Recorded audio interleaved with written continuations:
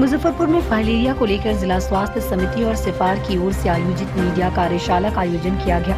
कार्यक्रम की शुरुआत जिलाधिकारी ने बैलून उड़ाकर और 4 जागरूकता रथ को हरी झंडी दिखाकर कर दिया। जहां जिलाधिकारी सुब्रत ने कहा कि फाइलेरिया लाइलाज बीमारी है, उसके उन्मूलन के लिए पूरे देश में एक साथ 10 फरवरी से सर्वजन दवा सेवन अभियान चलाया जाएगा। जिस प्रकार देश पोलियो से उन्मूलित हुआ, उसी प्रकार फाइलेरिया से भी मुक्ति पा सकता है। वहीं एएनएम की छात्राओं की रैली समार नारे से होकर सदर अस्पताल पहुंची। उन्मुखीकरण के दौरान एडीएम सिविल सर्जन डॉक्टर ज्ञान शंकर, जिला बीडीसी पदाधिकारी डॉक्टर सतीश कुमार आदि गणमान्य उपस्थित रहे। तो आप सभी का स्वागत है। थोड़ा सा अर्ली करना पड़ा क्योंकि 11 बजे से हम लोगों की एक मीसी हो गई है इलेक्शन को लेकर के, तो इंटर बॉर्डर जो डिस्ट्रिक्ट्स वाला होता है वो मीटिंग।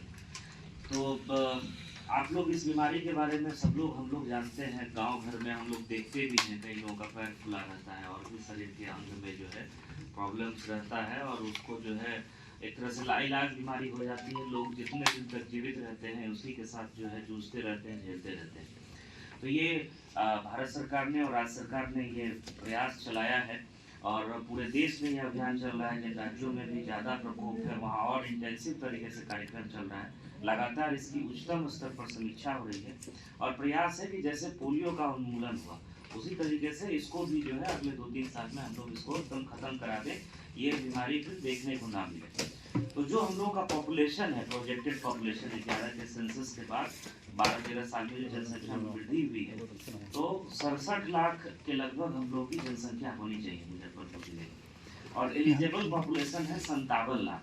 तो कौन लोग 10 लाख हैं इसमें? जो 2 साल से कम के बच्चे हैं उनको नहीं देना है, गर्भवती महिलाओं को नहीं लेना है और जो बहुत गंभीर बीमारी से ग्रसित हैं उनको ये दवा नहीं देनी है। और ये दवा जो है खाली पेट में नहीं लेना है, कुछ खा के लेना है। ये सब प्रिकॉशन जब आप ये शेयर कर देंगे तो आपको पता चल जाएगा। तो ये दवा इसलिए लेनी जरूरी है कि डॉक्टर साहब ने भी बताया रेगुलर बेसिस पे कि उसका प्रभाव जो है धीरे धीरे करके पहले प्रोडक्टिविटी घटती है और फिर धीरे धीरे करके 2-3 साल में ये खत्म होता है। तो इसमें हम लोगों को लगभग 50 लाख से ज़्यादा पॉपुलेशन को कवर करना है। टीम्स जो है 2594 बनी हुई है और ये जो है 10 तारीख से चलेगा, 17 दिन चलेगा और सारे स्कूल, आंगनबाड़ी केंद्र और भी सेंटर्स बनेंगे। वहाँ ये एल्बेंडाजोल और जो इवर्मेट्रिन दवा है वो अवेलेबल है। डीईसी भी दिया जाना है तो वो भी पर्याप्त मात्रा में आ जाएगा। तो ये दवा जो है दी जाएगी और लगातार इसकी जो है मॉनिटरिंग हम लोग भी करेंगे। जिला स्तर पर भी मीटिंग हो चुकी है और प्रखंड स्तर पर भी जो है इसकी मीटिंग जो है करवा करके इसकी मॉनिटरिंग करेंगे। सारे पीएससी प्रभारी सब लोगों को इसको लीड करना है। जहाँ जरूरत पड़ेगी वीडियोस भी इंटरवीन करेंगे। ट्रेनिंग वगैरह सब हो चुका है। आप लोगों से अनुरोध है कि इसमें किसी तरह की भ्रांति ना हो लोगों के मन में, लोगों को बताना है। और देखिए 1-2 प्रिकॉशन है कि खाली पेट नहीं लेना है और मेरे ख्याल से जो है गर्भवती महिलाओं को नहीं देना और गंभीर रूप से बीमारी, ये 3 चीज है।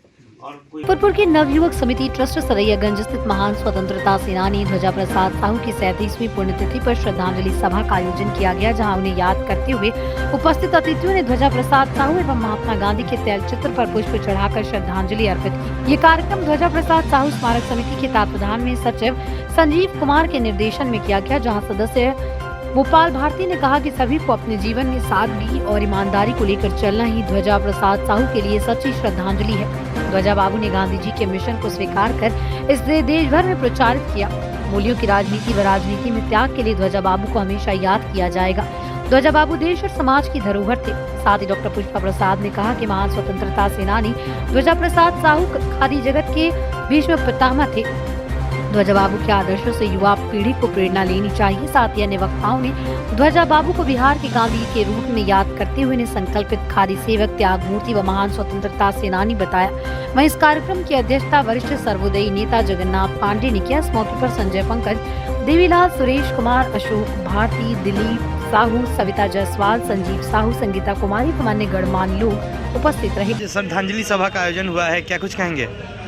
महान स्वतंत्रता सेनानी और खादी के संस्थापकों में अग्रणी समाज सेवी और बड़े ही कल्याण के लिए समर्पित रहने वाले पूर्वज ध्वजा प्रसाद साहू जी की स्मृति सभा और 37वीं स्मृति सभा है।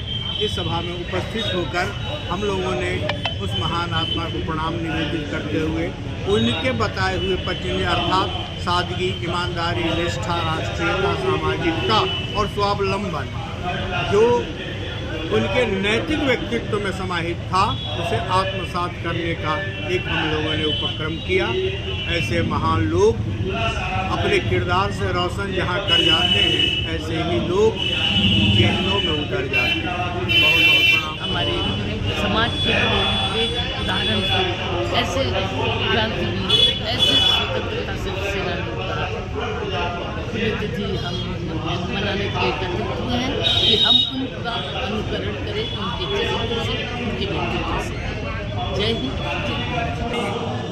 37वीं जयंती पुण्यतिथि के अवसर पर आज जो ध्वजा प्रसाद साहू स्मारक। अब डॉक्टर बनने का सपना करें साकार National Medical College Birgunj Nepal से। National Medical College, Birganj, Nepal, accredited by IAO and affiliated with worldwide recognized Tribhuvan University, listed in WHO.